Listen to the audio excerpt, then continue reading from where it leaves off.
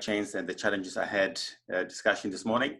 My name is Ermias Kebrab. I am the director of the World Food Center, Associate Dean, College of Agriculture and Environmental Sciences, and a professor in animal science. This event is the first in the Global Conversation Series, an ongoing event series hosted by Global Affairs with the purpose of facilitating knowledge sharing among UC Davis experts and external experts on global topics.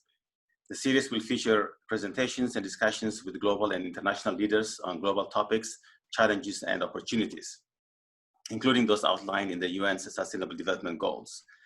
This event supports the Campus Global theme, Food for Thought, Feeding Ourselves, Feeding the Planet, which has been going on for about a year now. So a quick introduction of the course of the events. Global Affairs brings the world to UC Davis, welcoming more than 8,400 international students, scholars, and leaders, and hosting programs that inspire global curiosity, understanding, and engagement. Global Affairs is now in pursuit of an ambitious goal, global education for all. The World Food Center mobilizes the resources of the UC Davis to promote innovative, sustainable, and equitable food systems. World Food Center brings together partners in academia, industry, and civic sector. It convenes, connects, and communicates the work of over 60 centers working on food-related activities in the college and throughout the campus. The International School of Agri Management trains the next generation of leaders within the agricultural sector by bringing together professionals with global sectoral experience and related industry experience, and teaches with international business and management expertise drawn from schools specializing in agriculture. So before we start, just some housekeeping. Once the panelists introduce themselves and the topic, attendees can start to send their question. The questions will be collected and grouped into categories, and the moderator will ask the panelists. Please indicate which of the panelists the question is addressed to. And we'll do a prepared questions for about half an hour, and then after that, it will be open for the audience for the Q&A. So we have 4 panelists today. We have Flavio Alzueta, Shakira Phiri, Gloria Polanco, and Daniel Sumner. So they will introduce themselves, and then we'll start with the prepared questions. So may I ask Flavio to introduce yourself, please? Okay, thank you very much for the introduction. Hello, everyone. I am really delighted to be part of this webinar. Thank you for the invitation. Let's start for something positive. Thanks to the COVID, we are more, accustomed to do this kind of event. It's something really good, because in the past was not really familiar with this kind of webinars. This is great. My name is Flavio Alzueta. As he mentioned, I am an Argentinian national, but I live in Spain.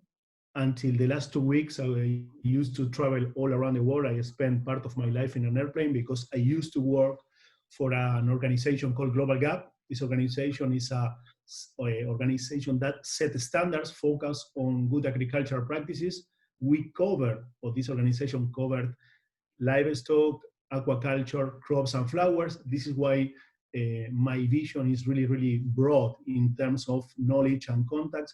And this is what I want to share with you afterwards. Thank you, Ermias. Thank you, Flavio. Shakira, please. I'm Shakira Phiri. I work with Ministry of Industry and Trade in Malawi. I'm an agriculturalist, and kind of, that's my area of interest. I'm a trade specialist as well. I've been working in the ministry for over 5 years now, dealing with the issues of agriculture, exports, and all that. I'm Mandela Washington Fellow for 2018. Yeah. Thank you, Shakir. Gloria, next, please. Hello to all. Thank you for inviting me to be a part of this panel on the very interesting subject of how COVID is affecting the agricultural world. Well, as you know, my name is Gloria Polanco. I am founder, president, and still general manager of a company that I founded in 1983. And basically what our company does is that we work with smallhold farmers who are very good farmers, very good growers, but they're not capable of exporting their own produce. So we export fresh fruits and vegetables grown by these small farmers to European countries mostly, and some a bit also to the United States. These farmers own very small plots of land, less than a hectare each. And so we try to group them together by geographical areas and either form cooperatives or associations or any other kind of a group that will allow us to deal not with 1,000 individuals, but with 40 or groups at the most. And then we have the products produced by many small growers, but and this has been a win-win situation because we've joined the demand that there is in developed countries for fresh, healthy food that will contribute to their well-being, with the well-being of the farmers who have been able to incorporate themselves into the global economy, whereas before they used to be mostly farming for their own subsistence. So thanks again for being here, and well, let's get on with the panel, which will be very interesting. Thank you, Gloria. Dan, please. Yes, so I'm the local on this panel, along with Hermias. I'm an academic here at the University of California. I'm a professor of agricultural and resource economics. My undergraduate teaching is on the economics of agricultural sustainability, which is in a sense part of our topic today. I've been at the University of California about 25 years. I'm a native of California. Prior to that, I was in Washington, D.C. for a decade or so. I also run the University of California's Agricultural Issues Center, and in that context, I work with governments, public organizations, nonprofit groups, as well as companies, looking at all the issues related to agriculture in California, the United States, and globally, working with lots of my colleagues in many other disciplines around UC Davis and other universities around this part of the world and other parts of the world. I'm really looking forward to the discussion this morning. Or for some of us this evening, I guess. Yeah, that's true. Thank you. So just dive into this directly into the topic. I mean, we are quite fortunate to have people from all over the world. And so we have unique perspectives on this topic. So the first question is, how has COVID-19 affected agricultural markets in short and long term? So we'll go in the order in which the panelists introduce themselves. So Flavio, can you answer this question for us, please? Yes, thank you. As the Professor Summer mentioned, sustainability for me is key in all of this. Sustainable Development Goals is a kind of agreed framework for sustainability, and COVID really is impacting specifically in the goal number 2, which aims to eradicate hunger, achieve food safety, improve nutrition, and promote sustainable agriculture. That means this is, for me, key in all of this conversation. Based on my experience, I was working in the agricultural sector for more than 15 years.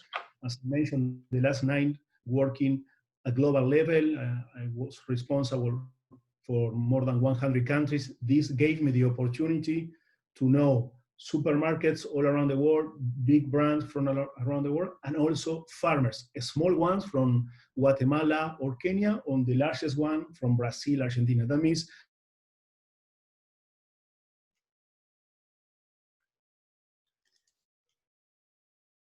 And it looks like we are having a connection problem with Flavio. So while we sort that out, well, why don't we go to Shakira? Shakira, would you take on the question, please?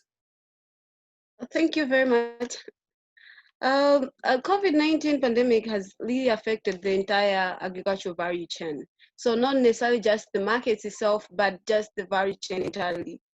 And here we have seen the impacts just in macro level, kind of.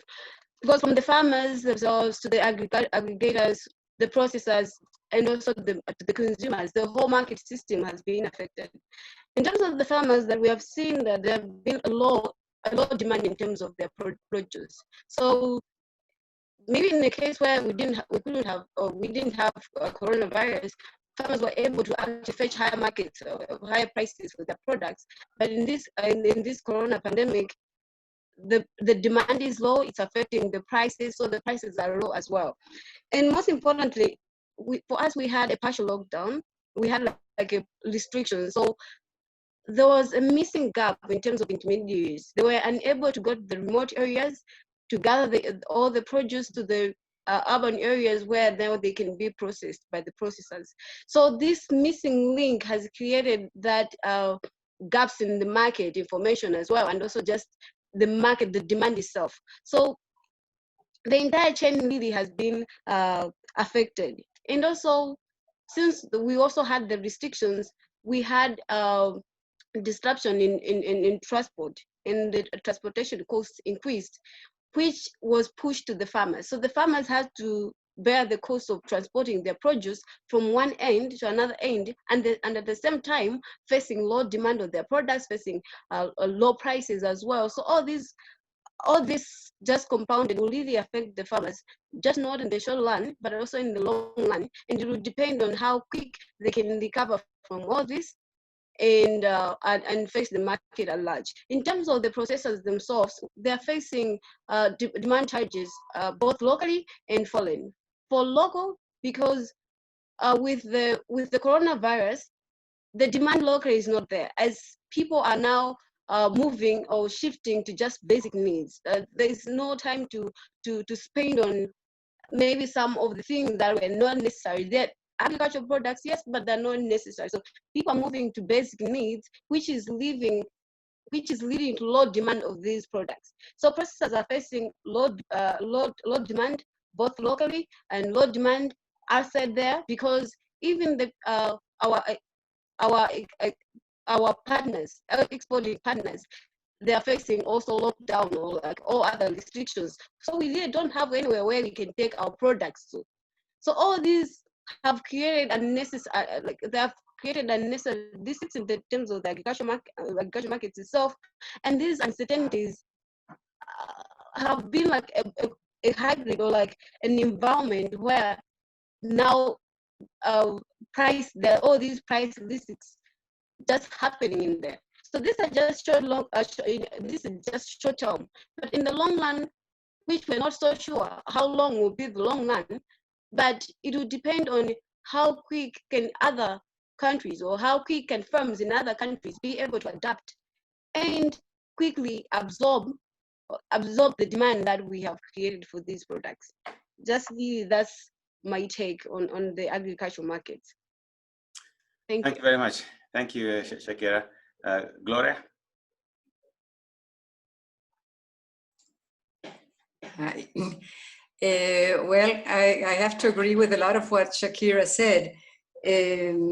Here it disrupted the fresh produce market, which is the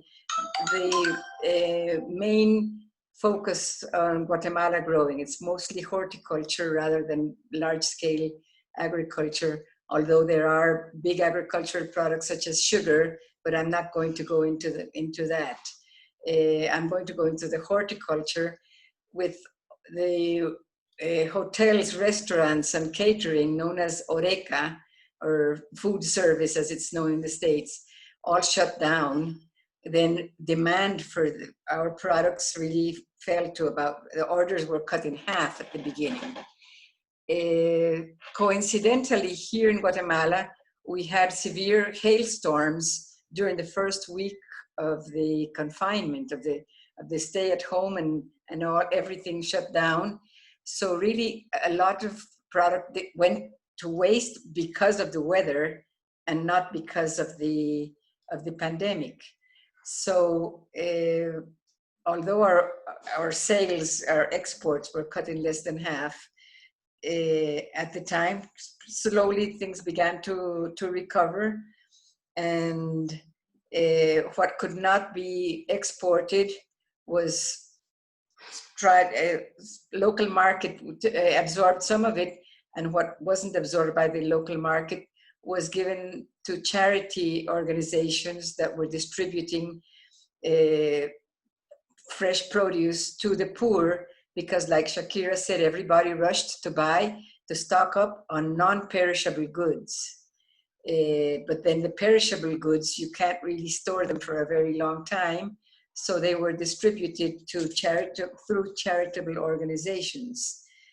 The cancellation of air travel, like Shakira rightly said, was also a blow to the growers and to the whole industry, because even if you did have orders for supplying supermarkets in other countries, getting there was quite difficult. Although sea travel wasn't that affected, air travel was really disrupted, and the costs of air freight skyrocketed to more than twice the rate per kilo that was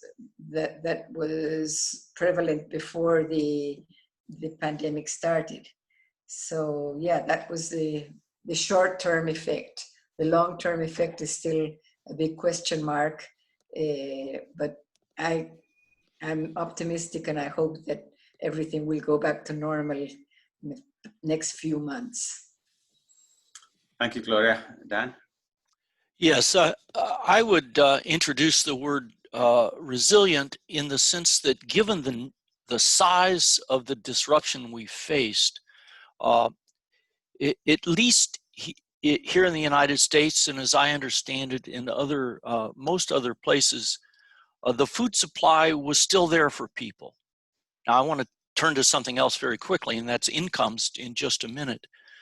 But I think the food system that I'm familiar with was remarkable in the way that people worked really sometimes 24 hours a day to get the products to the people that needed them, scrambling around. Of course, if a consumer thought they needed a particular brand or a particular a variety of a produce item or something, they might be disappointed.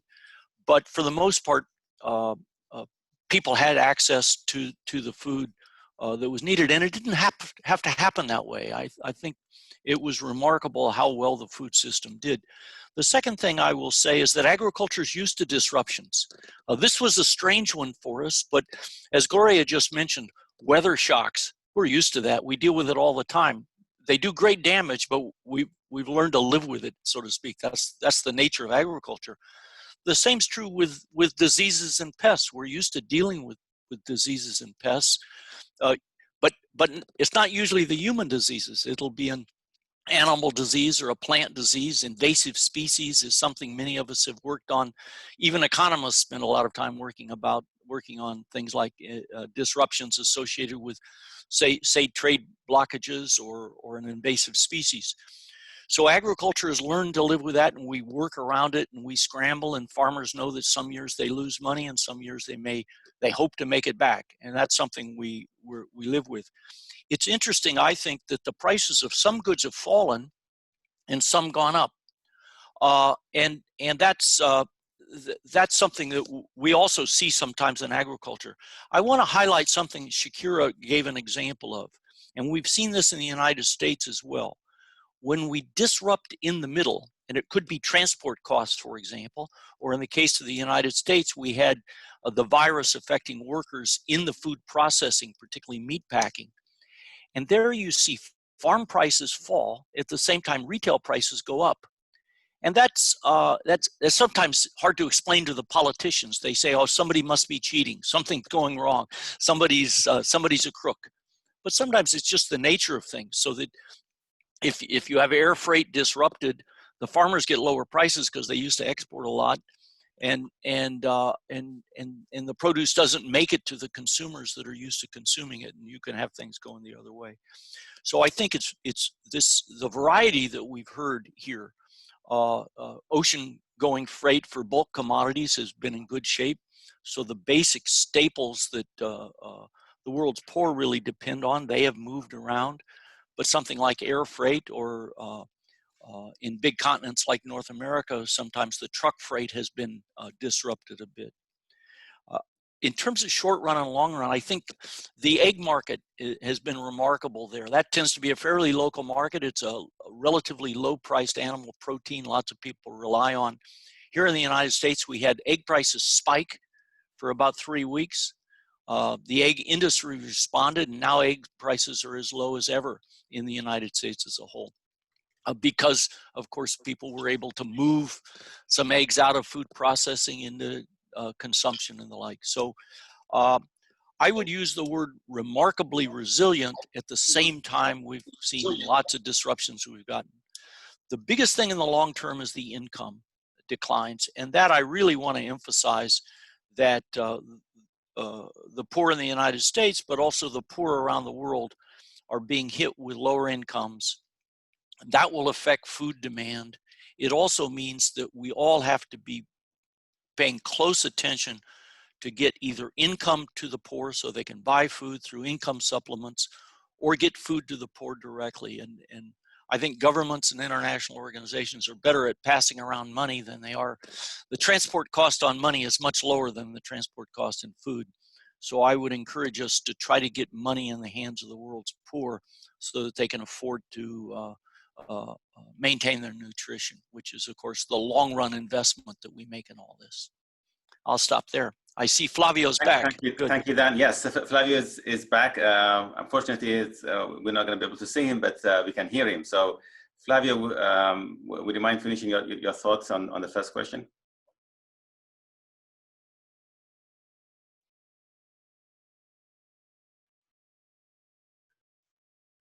Okay, so while Flavio's muted, I don't know if he may not recognize he's muted. Can you hear me now? Yes, or not? yes, you can. Yeah, yes. Go ahead, Flavio. So sorry, man. I can't understand what happened. You know, in my Mac and my phone, I'm facing problems with this Zoom application. Really, I don't understand what happened. But if you are listening to me, I could continue. Yes, we are. It's perfect. Go ahead. Really apologize. Regarding the first question, for me, it was very interesting or really important to highlight the role of the Sustainable Development Goals in the sustainability. You know, it's a clear agreement on sustainability framework. No? That means this is, for me, the core of this. Saying that COVID has impact in the goal number 2, where it's really focused on to eradicate hunger. No, that means this is really important. If you take into account what FAO said, FAO estimates that more than 60% of the world population really relies on agriculture for survival. As I mentioned at the beginning, I had the opportunity to travel all around the world and talked with the smallholders, people with less than 1 hectare, such as in Guatemala or Kenya, or big farmers in South Africa or Brazil. No? That means you have a complete different viewpoint depending to talk you talk to. And when you are going in detail, you have to also make a kind of segmentation. When you talk agriculture, you may be thinking livestock, you know, crops, and depending crops are grains or are fruit and vegetables. And also aquaculture is a very important part.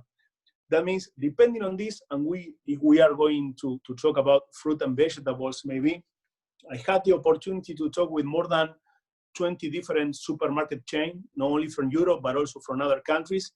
And when I asked if they faced some kind of shortage of fruit and veg, the answer was no, really. They didn't face any problem.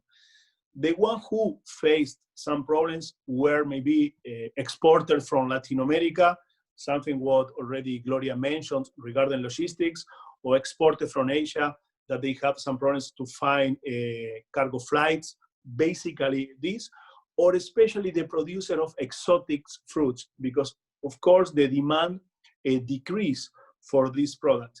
Something really relevant is for me was a surprise, how the consumers behave very similar. Doesn't matter where they are. I talked to people from Myanmar, from Thailand, from different countries here in Europe, or from Latin America, and they say that the consumers behave very similar. No? At the beginning of the pandemic, everybody bought huge amount of food, you know, a lot of even frozen food. And, you know, when the pandemic just was a little more relaxed, especially in terms of the mindset, because some countries are still very, you know, tough, this lockdown, but people is a little more relaxed. And now they are really focused more in fresh fruit and vegetables. This is one of the change. But let me mention something regarding some staples that is very important, like rice. if you see this from the viewpoint of an imported country, such as Nigeria, Nigeria relies a lot on importing of rice from Asian countries. But some countries from Asia decided to ban the export of rice. That means this is how COVID really is impacting in food security in different countries. And with another subsector, dairy, if you want to discuss about another scope, in dairy, producers from all around the world, they are dumping the milk because due to the closure of the restaurants and wholesales, there are not really demand for those products. That means what I want to highlight here is we are talking about some issues on food security in some countries which are really focused on importing products, but also this is affecting the complete agriculture sector. And I think the ones who really are less affected are the fruit and vegetables producers and exporters. Thank you very much, Flavio. I see some questions are coming in from the audience, which is great. Keep them coming. Please use the Q&A feature, and those being collected right now. So we'll get to that very shortly. So let me ask one more question, and if I could get sort of short answers from the panelists, so that we can have enough time for the Q&A from the audience. So let's talk about the government policies. Have they been adequate response to what's happened, or what kind of policies would you think would be warranted in order to make the situation better? Let's start with Flavio again. You're muted, Flavio. Really, again, having the global picture, what I would say is that most of the countries and the government really, they close schools, workplaces, public transport, cancellation of public events. All of this affected the demand of this product. On the other hand, you have another good policies, such as the income support during the COVID-19. Some countries, such as, Peru, Saudi Arabia, and most of the European countries, they are offering 50% of the salary for the people who are not working. This is something that is helping the agri supply chain to maintain the demand.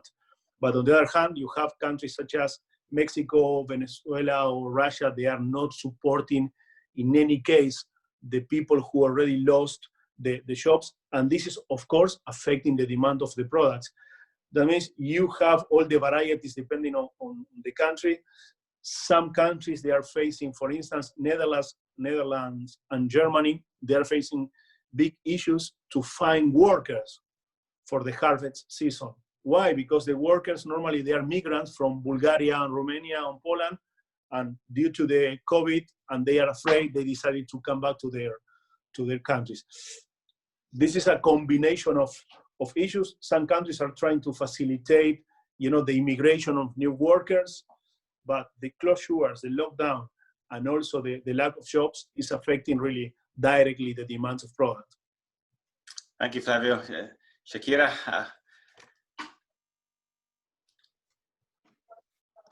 Thank you. As Flavio has already said, I think the policies has been very diverse. The government interventions have been diverse, depending on each government's needs, or sort of. But what I've seen mostly is that I think the interventions have been very inadequate in most cases, and in some cases they haven't even been there. For example, most governments have closed the borders, closed the schools, closed that. They have affected demand, as he already said. But most importantly, it's not addressing on how else can we absorb, how else can we just try to absorb the demand that is there, because we are trying to, the farmers have the produce. What are they going to do with the produce? Okay, I think as government could have had those interventions along those lines on how to actually buy from the farmers, how to make sure that the farmers do not lose, because when the farmers lose this time, their losses can affect their production next year or the other year. So we have to think of how else can we minimize those risks for farmers, and how else can we help them to get back to their feet. Not now like providing finance, providing on not markets, just some guarantees, sort of, so that all these risks should be minimized. But right now, what I've seen is mostly like just trying to address other things rather than trying to address issues there. And like for example, SMEs or like farmers have been affected, but there are no, in our country there's no like kind of direct policy intervention that is there to assist these SMEs, or like relief or any other kind of help to assist them so that they can be able to sustain their businesses post-COVID. So we need government solutions post-COVID, which I'm not seeing in many governments actually. So I think from here we have to think, the government have to think of solutions. How are we going to deal with the issues? How are we going to deal with the farmers that have lost their produce? What are we going to do with the produce that is there, like the surplus that is there? How are we going to do with the finances? How are we going to strengthen the value chains? How are we going to do this? So these are some of the things that the government have to be considered, and not necessarily just the things that we are maybe focusing right now. But I understand that in some countries, they're focusing on the core issues, but in most countries here, I think that hasn't been the issues tackled. Thank you. Thank you, Shakira. Gloria?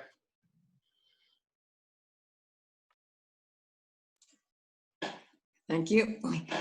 In Guatemala, the government has done a very good job of the health crisis of the COVID. Our new president had just taken office less than 2 months before the pandemic was declared, and he is a medical doctor by training. So he declared a state of calamity, which empowered him to shut everything down and to take measures that have really worked, actually, because in a country of 18.5 million people, yesterday was the first day that we surpassed 10,000 cases, and we still have less than 400 deaths in 18.5 million people. So actually, the containment has been good, and it was excellent up to 2 weeks ago, because it's in the past 2 weeks that cases have doubled, actually. So actually, we were well prepared to flatten the curve until people already got tired of the confinement and of all the restrictions that we have, and sort of paid less attention. And so now we're approaching the peak, I hope, and then we can go back to some degree of normalcy. Agriculture and the entire food chain were exempted from the restrictions. So actually, exports have been able to go on, albeit with a reduced market because of the closure of restaurants and hotels and events not taking place, and all the things that the specialty vegetables that are usually the ones that are exported that's the main market for our products. So there has been a decrease in demand. There has also been a decrease in production, because with uncertainty and with restrictions between moving even internally in Guatemala, if you're not in the food chain, it can present some problems and roadblocks, and you're not supposed to pass from one municipality to another because this municipality has more cases. That kind of restrictions have limited somewhat the new plantations, but hopefully that will start now, because the rainy season has started, and I think farmers worldwide are the most optimistic set of people that there can be, because as they know, and now everyone is becoming aware of it worldwide, everybody needs a farmer 3 times a day. Not 80%, I think Flavio mentioned something like 80%. It's really 100% of the world population that has needs for what farmers do. So I think that's what keeps everyone going, everyone that loses their crops. But that so far as the health aspect of the crisis, I think the government has done a good job. However, in the economic aspects of the crisis, in a country where already before any epidemic, there was already more than 50% of the population was under the poverty line, including, of course, most of these smallholder growers. The government aid that was promised were programs that had to be created. They were non-existent. There is no such thing as unemployment payments for people that become unemployed. And now here, millions of people lost their jobs or were not able to go to their places of work. So really the economic crisis is going to be a lot more severe than otherwise in countries, you know, that just print $3 trillion out of the blue and then support their economy. Here in Guatemala, we can't do that. The government can't do that. And all the bureaucratic procedure to establish these new payments that were designed to go to the most affected people, some of them haven't been able to come true because all these anti-corruption laws have tied the hands of the government in establishing and using funds sort of like without all the checks and balances and things that weren't budgeted. And it has really created an economic crisis that's going to be very hard for the country to get out of. Hopefully a vaccine will be found and this will end soon sometime, I hope. Thank you, Gloria. Dan, has the government policies been adequate? What should have been done? Yeah, well, let's first say nothing's ever adequate. You know, we're never really satisfied with government policy, and we shouldn't be. It could also always be improved. I would say when it comes to the food system, though, we've heard several things. I think the most important thing is getting money in the hands of the poor. That matters to food because, as we've heard, one of the first things in the high priority for the poor is to stay fed. And we've done that in the United States. I will say in the U.S. Policy has been very U.S.-centric, as one might have expected given recent politics. Very little attention to global impacts from what U.S. policy has done. That's disappointing to some of us who have a more global outlook, but I think that's a fair assessment. At the same time, however, I will give USDA credit. The U.S. has not joined some other places in blocking exports as a matter of policy. There's been no effort, no widespread effort, as far as I know, to block imports or exports in the context of this pandemic. Of course, the U.S. has had aggressive and, for most economists' perspective, wrong-headed kinds of policies with respect to international agriculture, but it hasn't responded to this pandemic by blocking imports and exports, and I think that's a positive. And I can't say that for all rich countries in the world. One thing I will say is there have been, by any measure, massive transfers to farmers. And some of that is to make up for losses that farmers have faced because of the disruptions. So the argument is the government decided to disrupt the economy to deal with the health issues, the pandemic itself. That disruption caused potential losses on farms. And so the government has made that up. But as a matter of fact, transfers from the government are going to make up probably a third or more than a third of net farm income in the United States this year. Really tens of billions of dollars of additional transfers, probably over transfers. Farm income in the United States will probably go up, not down. And we don't yet know what's going to happen to supplies, but all the projections currently are for very large supplies coming out of the United States. And one thing I think we should be aware of globally is what are the impacts of these massive US subsidies, or for that matter, European subsidies, on farmers in developing countries.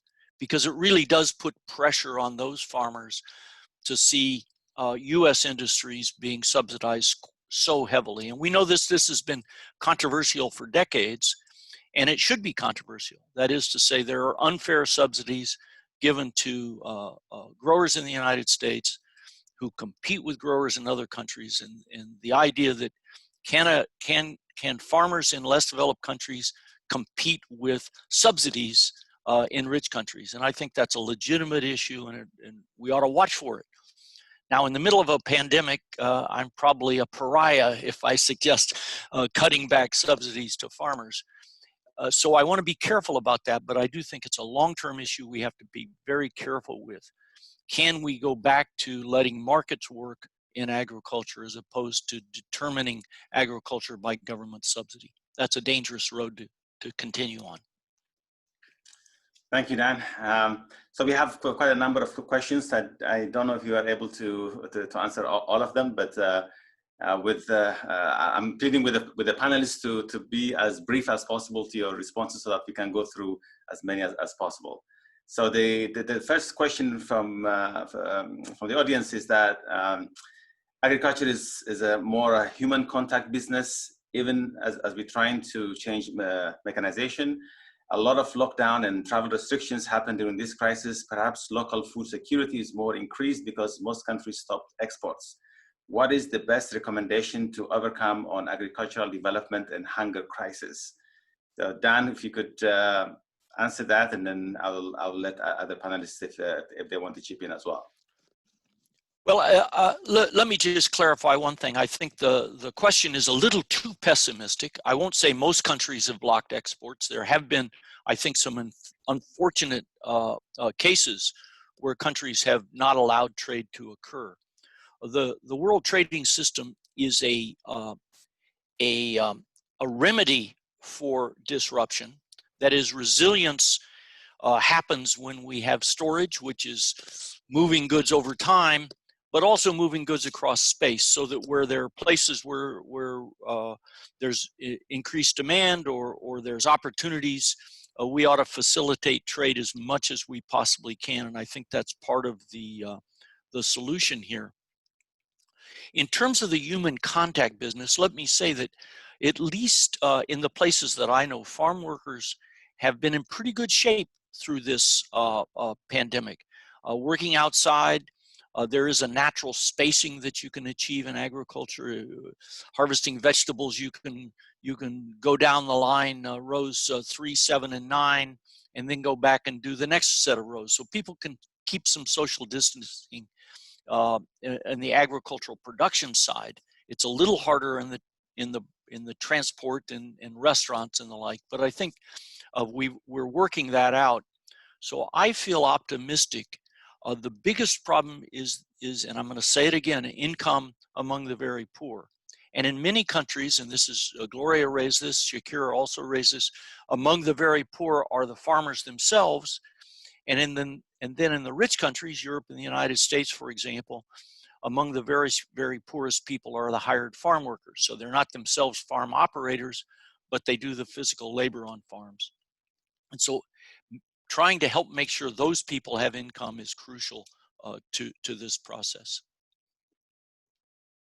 Great, thank you, Dan. Anybody wants to add to that? No, I like to add something.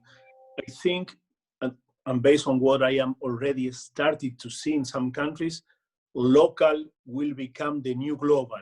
This means that the supply chain will be shorter. I am seeing some countries such as UK that in the past were really focused on import some vegetables from Spain. Now they are allowing investors to invest in greenhouses that maybe is not really sustainable, but they want to guarantee some part of the food. That means this is the change what I am starting to see, no? Right, thank you. Let's move on to the next question. This is for Gloria. So with restrictions on migrant workers, what alternative systems can governments introduce to help harvests? Well, I think that they will have to lift the restrictions on migrant workers, because the only place that I've seen in the news that the local unemployed people have gone to the farms is in the UK, but I think it's not really very widespread. I think in the United States, you have millions of people unemployed, filing for unemployment every week, and yet I have not heard of any cases of these unemployed people seeking work in the farms. So I don't know how much will be really done with local people. I think eventually the restrictions on migrant workers will have to be lifted. And now in some cases, it's the migrants themselves who don't want to go to a country where the epidemic is wider than in their own countries. So I think it's a temporary issue with the migrant workers, and that it will go back to normal. Now in the United States, of course, the policy against migrants is a permanent thing, and it was there before the pandemic. It has nothing to do with COVID. I think eventually they too will have to change. Well, when the government changes, I think they will also change the migration policy, because of the need there is for people to go to harvest. I haven't seen anybody saying, all right, now we have our problem solved because all these unemployed people in banks and from restaurants and from whatever are going to come and pick our harvests.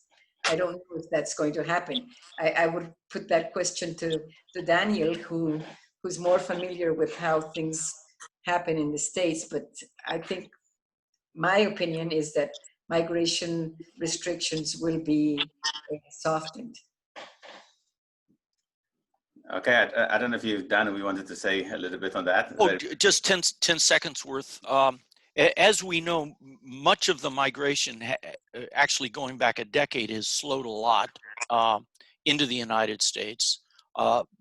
A much larger share of the U.S. hired farm worker population have been people that are migrants, that is to say immigrants, but from a decade or so ago.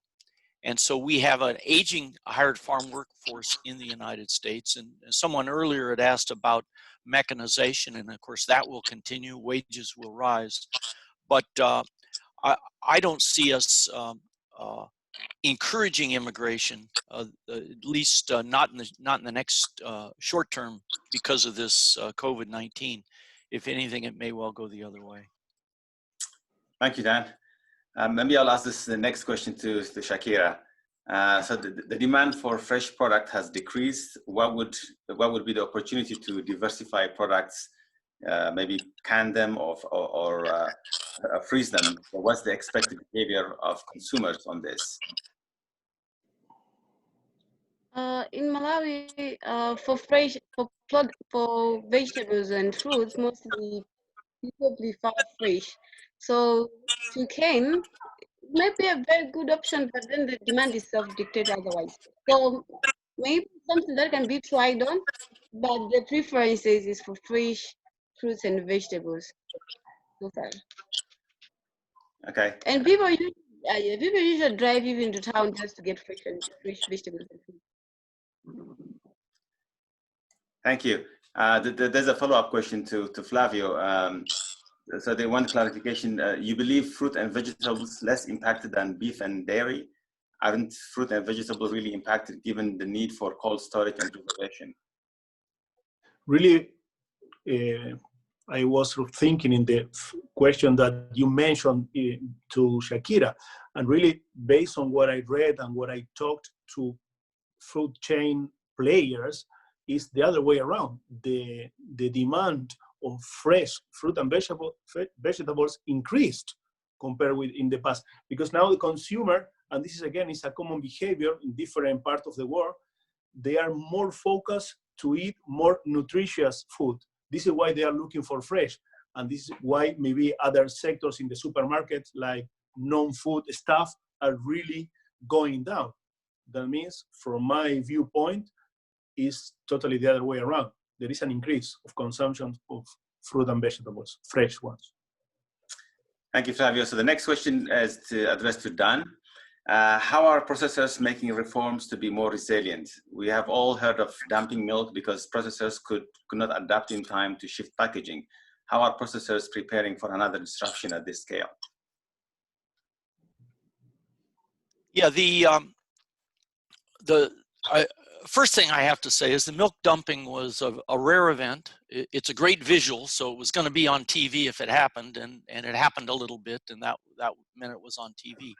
Milk prices are actually higher now. Dairy farmers are probably going to make more money this year than in the past. It now looks.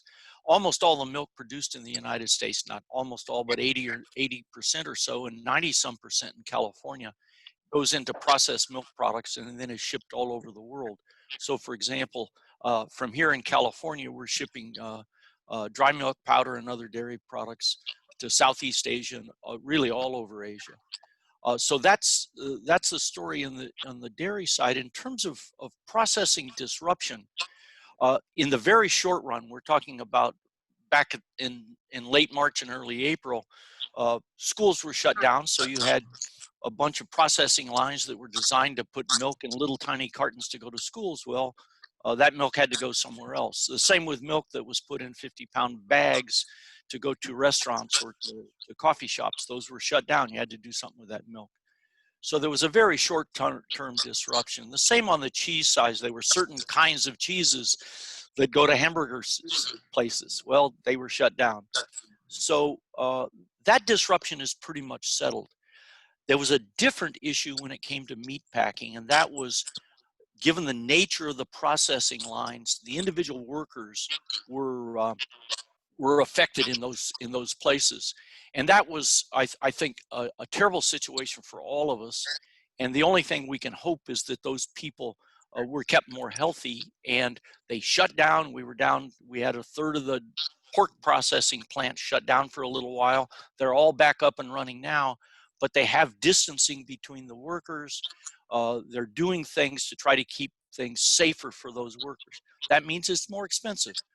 So you and I, Ermias, are going to pay more for pork here in the United States. Because of that, the price of U.S. pork exports are going to be a little higher. I think everybody agrees it's worth it to keep those workers safe to the extent that it's possible. So that's sort of where we are with respect to the disruptions and the costs in food processing. There's not time to go commodity by commodity through every vegetable, so let me leave it at that. Thank you, Dan. That's a kind of a similar question to Shakira. So in Malawi, how have or in other African nations, how have the processors and the responded to the disruption? Have they managed? How are they managing? So specifically the processors and retailers.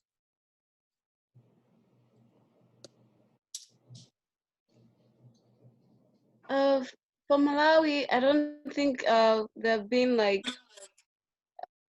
they haven't even been able to adapt to the COVID pandemic, because for us, most processors actually depend on chemicals and other things from outside, like from South Africa mainly. So even then, they wanted to process all this, but then they couldn't even access the raw materials in South Africa or in other areas. So as such, they didn't as much as possible process and stock or just keep some of these for future use. So really, they just took what they could, process what they can, and just go to the market with it, and not necessarily have like all adapting measures in place. So that's just what happened. And they, like right now, most processors wanted a little bit of bailout from the government to kind of relieve, and some of them they wanted government to give them a go-ahead to be able to access essential materials from South Africa or from other areas to Malawi, so that they should be able to continue as much as possible and produce whatever they had. We have had a case of wine, whereby like one producer had already produced the wine, and then they couldn't even sell it, and they were just keeping it. And then shops for alcoholic beverages. They were restricted, so they couldn't even sell it in the shops as well, because not many shops were open, or like they weren't open. Not bars and shops and alcoholic shops weren't open. So even then, they couldn't just sell the wine to those shops. So those are some of the changes that we actually so far encountered in Malawi. So maybe this is a lesson that has been learned. Next time they will be able to put measures, or even the government will be able to put measures to foresee this and to mitigate this. Thank you. So we only have 3 minutes left. Very, very quickly, how can we prepare ourselves for similar situations in the future? Flavio, just have a minute. You're muted. You're muted, Flavio. You muted me, Ermias, or someone from there. I didn't do it. Okay. Okay. No, first, from my viewpoint, we have all to assume that we are in a very volatile, and uncertain world. These things could happen, I don't know, in any moment. That means we have to be prepared. And something that what is really important is to communicate to the consumer, because at the end of the day, it's the consumer who has the power to shape the global food system. Then we have to convince consumers to move from a global consumption based on really resource-intense production to a more sustainable resource production. If we do that, we will be able to afford any kind, of future surprise in the next year. This is basically my summary. Yeah? Okay, Shakira, so how can we prepare ourselves for similar situations in the future? In future, I think there are just two things, which was also highlighted by Daniel. The first thing, I think, is we have to look at how else should we provide safety nets. Because for countries like here, we didn't even have a lockdown, because it was even a choice between survival now or survival later.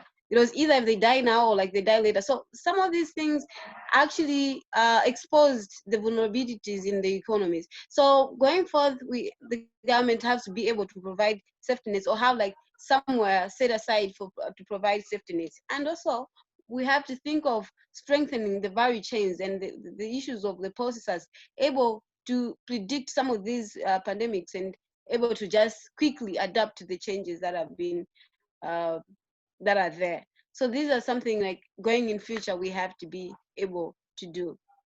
Thank you. Thank you, Shakira. Gloria? Yeah, I think that there's really very little that we can do, because we don't know what the nature of the next crisis is going to be. If it were to be a repeat of this one, well, then we would be better prepared. But I think the only thing that we can do is try to develop a mindset that will allow us to be more resilient, to adapt to changes, to whatever comes next, because it's really very, very difficult to think now of solutions of something that hasn't happened yet. It might be a totally different kind of crisis that will be a worldwide problem that we'll have to deal with. So just try to establish in your mind, and try to establish in the children's minds, that you have to adapt to changes as they happen, and you have to do it quickly and try to stay on top of the problems as best you can. Thank you, Gloria. Dan, I'll give you the last word. Yes, and I think Shakira made a good point, and it comes throughout this this discussion.